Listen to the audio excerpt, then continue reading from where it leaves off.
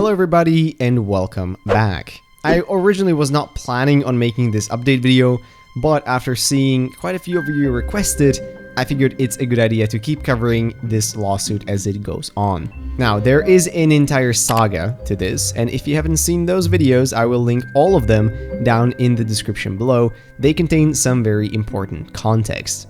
To quickly summarize, last time we left off, the original founders of Unknown Worlds Entertainment were suing Krafton, their new owner and publisher, for what is essentially wrongful termination in order to, as they claim, avoid paying a big payout. Now, the original complaint from Fortis Advisors, who are the representatives of Unknown Worlds founders, was 58 pages long and was quite hefty. Now, since then, in August, Krafton as the defendant responded with 102 pages of defense, essentially, which, to briefly sum it up, is essentially them denying a solid portion of what the original complaint mentioned, and even taking a shot at me for some reason. Apparently, the title of my video was argumentative, speculative, and lacked foundation, which, wow, okay, tell me what you don't like about it. So up until this point, the lawsuit has been progressing in what you can call, let's say, more or less, the expected way. Here we come to September,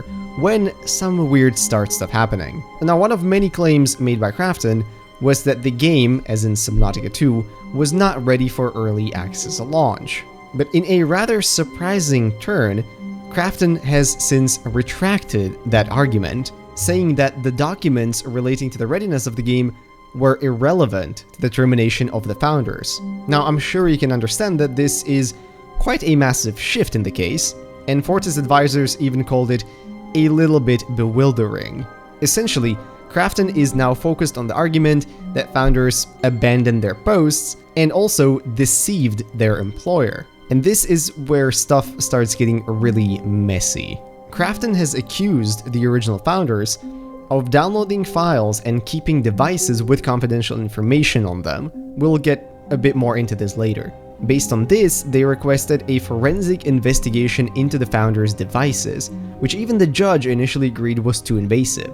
But this isn't exactly just a one-sided thing. Fortis Advisors requested a lot of what they would consider relevant data from Krafton, so much so that Krafton argued it is simply way too long, and that they would essentially only provide data from high-ranking people who were close up to the case. Now, the judge agreed with this, and basically said that the two would need to confer. But it gets even weirder, as more claims from Krafton continue to appear. In new court filings, where Krafton further talks about how the founders abandoned their posts, they claim that the key employees refused to return to their posts, and supposedly anticipating their termination, stole hundreds of thousands of Unknown World and Krafton documents, quote, presumably in furtherance of their plan to unilaterally self-publish Subnautica 2 and capitalize on the earnout. Now again, this is quite messy. Allegedly, all of the founders went on a massive downloading spree, with, for example, Gil fully exporting his entire Unknown Worlds Google Drive as well as email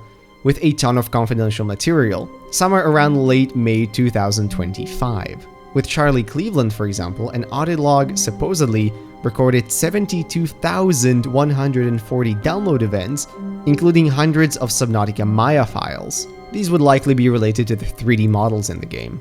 Now, from the side of the founders, they claim they were simply backing things up and that they had every right to possess this data, as at this point they were still technically employed. On top of that, not all of this data was related to Subnautica 2 specifically. A solid chunk of 99,000 download events from Maguire were related to Moonbreaker, Unknown World's previous game. Now, Krafton is now arguing that this theft, quote-unquote, is now relevant to their decision to terminate the founders, and as I mentioned previously, it supposedly had nothing to do with the game not being ready for early access. As of right now, from my understanding, the case is still in its discovery phase. What I just listed out here were simply some preliminary forensic findings, which are being conducted by Alvarez and Marshall, which will presumably continue to dig deeper. And yeah, who knows, it is looking like an absolute mess. Anyways, guys, I don't want to take up any more of your time. That is the current state of events. When there are any larger developments in the future, I will keep you guys posted. I also don't want to make a full video on every single new thing that shows up, so if you're interested in following the case a bit more, consider hopping on my Twitter or into the Discord. Both links are down in the description. I usually post when something new happens there,